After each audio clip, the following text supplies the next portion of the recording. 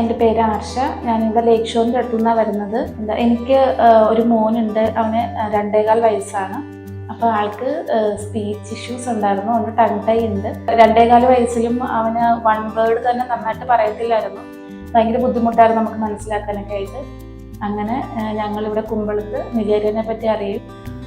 ഇവിടെ ഇങ്ങനെ മോനെ കൊണ്ടുവന്നു. ഇവിടുത്തെ ഡോക്ടർ ആര്യ മാം ഭയങ്കര സപ്പോർട്ടായിരുന്നു. അപ്പം മാം ഇങ്ങനെ കുറച്ച് നമുക്ക് സ്പീച്ച് തെറാപ്പി ചെയ്ത് നോക്കാമെന്ന് പറയും. അതിൻ്റെ ഫലമായിട്ട് ഞങ്ങൾ കുഞ്ഞിന് ഒരു 1 മന്ത് ഇവിടെ സ്പീച്ച് തെറാപ്പി കൊടുത്തു. ജിത്തു മാമിൻ്റെ ഇതിലാണ് അവൻ നന്നായിട്ട് എന്താ പറയുക, നല്ല രീതിയിൽ ഇപ്പോൾ ഒരു സെൻറ്റൻസ് ഒക്കെ കംപ്ലീറ്റ് ആയിട്ട് പറയാൻ എന്നുള്ള രീതിയിലായിട്ടുണ്ട്.